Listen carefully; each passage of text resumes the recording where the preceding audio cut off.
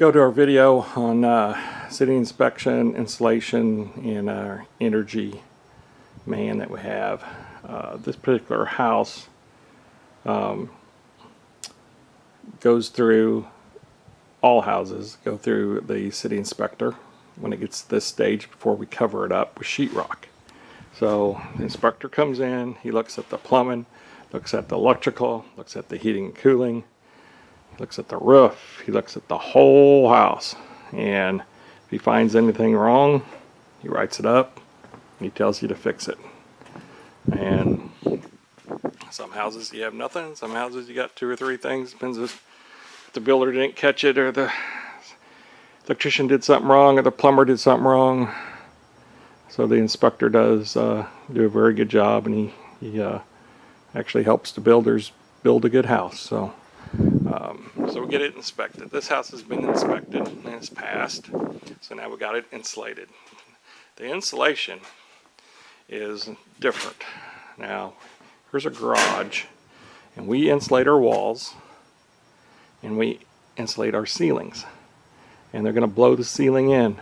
A lot of builders don't do the walls, they don't do the ceilings.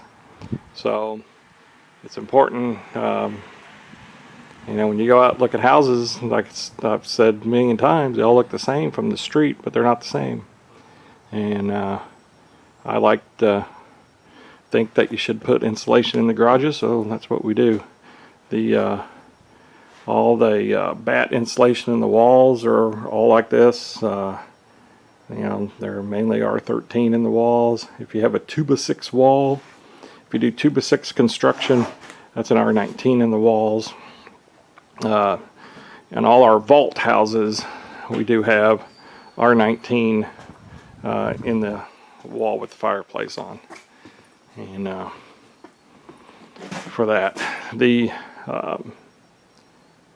ceilings, you know, they're going to get an R30 to R49, depends on what you want to pay for. Again, here in Blue Springs, Grain Valley area, there is no set standard on getting your for an energy rating.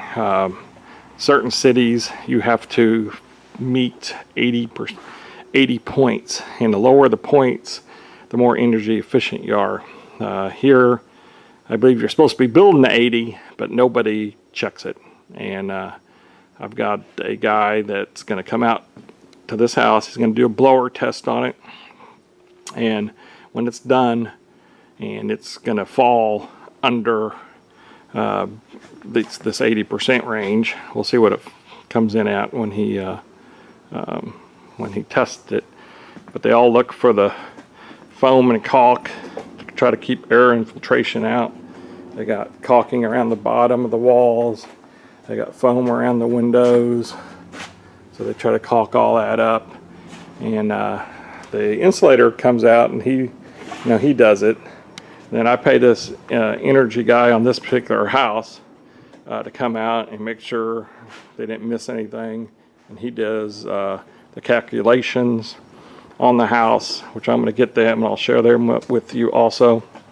And he will tell us if we do this, this, and this, we can lower our heating bills, but it's going to cost this much money. Then you can decide again if that's worth spending the money. A lot of people don't spend the money because it's not important to them, and it takes 20 years to recoup your money. So it's again, it's a preference. So really the only big difference is, I think, on most of these houses when you're driving down the street, probably the garages are a big difference. A lot of them aren't insulated at all, and some are. So I'll get back to you on this energy audit and get you some information on that.